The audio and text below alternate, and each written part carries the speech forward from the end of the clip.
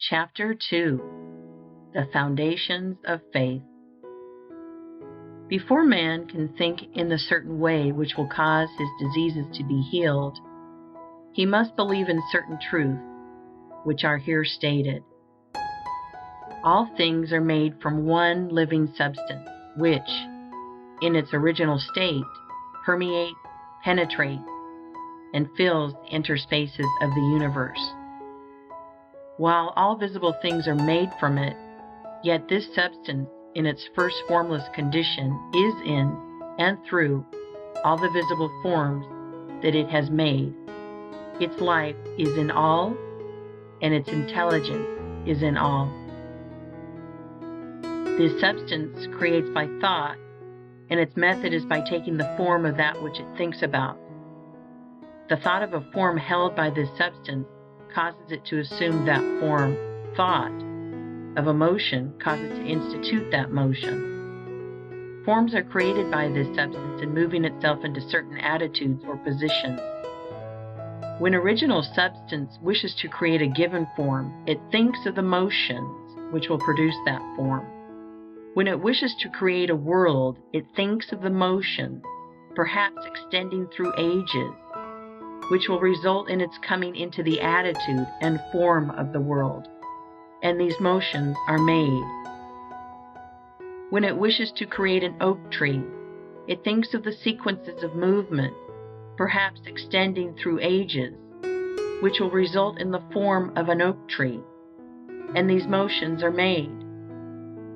The particular sequences of motion by which differing forms should be produced were established in the beginning. They are changeless. Certain motions instituted in the formless substance will forever produce certain forms.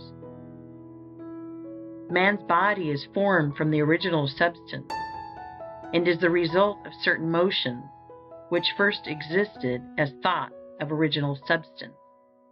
The motions which produce, renew, and repair the body of man are called functions, and these functions are of two classes: voluntary and involuntary. The involuntary functions are under the control of the principle of health in man and are performed in a perfectly healthy manner so long as man thinks in a certain way.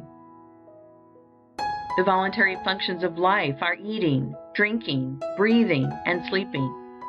These, entirely or in part, are under the direction of man's conscious mind, and he can perform them in a perfectly healthy way if he will.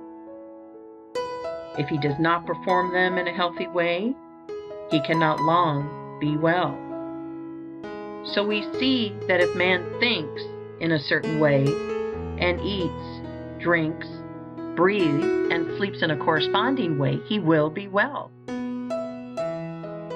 The involuntary functions of man's life are under the direct control of the principle of health, and so long as man thinks in a perfectly healthy way, these functions are perfectly performed, for the action of the principle of health is largely directed by man's conscious thought affecting his subconscious mind. Man is a thinking center, capable of originating thought, and as he does not know everything, he makes mistakes and thinks error. Not knowing everything, he believes things to be true which are not true. Man holds in his thought the idea of disease and abnormal functioning and conditions, and so perverts the action of the principle of health, causing diseased and abnormal functioning and conditions within his own body. In the original substance, there are held only the thoughts of perfect motion, perfect and healthy function, complete life. God never thinks disease or imperfection, but for countless ages men have held thoughts of disease, abnormality, old age, and death, and the perverted functioning resulting from these thoughts has become a part of the inheritance of the race. Our ancestors have, for many generations, held imperfect ideas concerning human form and functioning, and we begin life with racial subconscious impressions of imperfection and disease. This is not natural or a part of the plan of nature. The purpose of nature can be nothing else than the perfection of life. This we see from the very nature of life itself. It is the nature of life to continually advance toward more perfect living. Advancement is the inevitable result of the very act of living. Increase is always the result of active living. Whatever lives must live more and more. The seed lying in the granary has life, but it is not living. Put it into the soil, and it becomes active, and at once begins to gather to itself from the surrounding substance, and to build a plant form. It will so cause increase that a seed head will be produced containing 30, 60, or 100 seeds, each having as much life as the first. Life by living increases. Life cannot live without increasing, and the fundamental impulse of life is to live. It is in response to this fundamental impulse that original substance works and creates. God must live, and he cannot live except as he creates and increases. In multiplying forms, he is moving on to live more.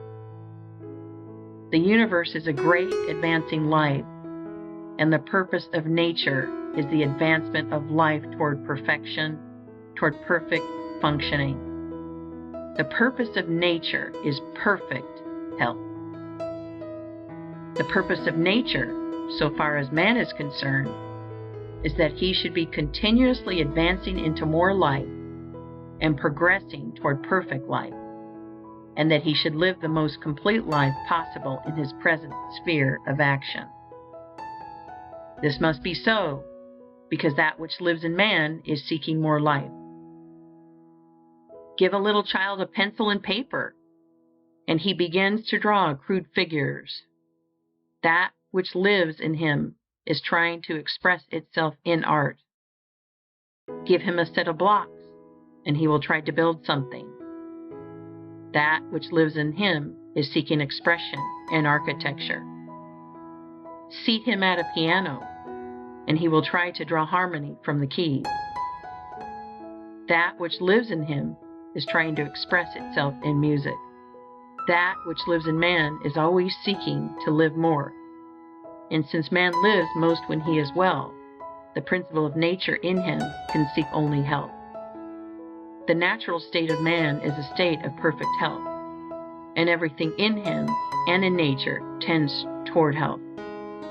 Sickness can have no place in the thought of original substance, for it is by its own nature continually impelled toward the fullest and most perfect life, therefore toward health. Man, as he exists in the thought of the formless substance, has perfect health. Disease, which is abnormal or perverted function, motion, imperfectly made or made in the direction of an imperfect life, has no place in the thought of the thinking stuff. The Supreme Mind never thinks of disease. Disease was not created or ordained by God or sent forth from him. It is wholly a product of separate consciousness, of the individual thought of man. God, the formless substance, does not see disease, think disease, know disease, or recognize disease. Disease is recognized only by the thought of man. God thinks nothing but health. From all the foregoing, we see that health is a fact or truth in the original substance from which we are all formed, and that disease is imperfect functioning, resulting from the imperfect thought of men, past and present. If man's thoughts of himself had always been those of perfect health, man could not possibly now be otherwise than perfectly healthy. Man in perfect health is the thought of original substance, and man in imperfect health is the result of his own failure to think perfect health and to perform the voluntary functions of life in a healthy way. We will here arrange in a syllabus the basic truths of the science of being well. There is a thinking substance from which all things are made, and which, in its original state, permeates, penetrates, and fills the interspaces of the universe. It is the life of all. The thought of a form in this substance causes the form. The thought of a motion produces the motion. In relation to man, the thoughts of this substance are always of perfect functioning and perfect health.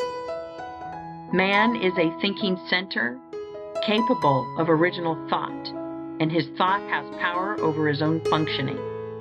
By thinking imperfect thought, he has caused imperfect and perverted functioning, and by performing the voluntary functions of life in a perverted manner, he is assisted in causing disease. If man will think only thoughts of perfect health, he can cause within himself the functioning of perfect health. All the power of life will be exerted to assist him. But this healthy functioning will not continue unless man performs the external or voluntary function of living in a healthy manner. Man's first step must be to learn how to think perfect health, and his second step to learn how to eat, drink, breathe, and sleep in a perfectly healthy way. If man takes these two steps, he will certainly become well and remain so. End of Chapter 2. Recording by Jill Preston.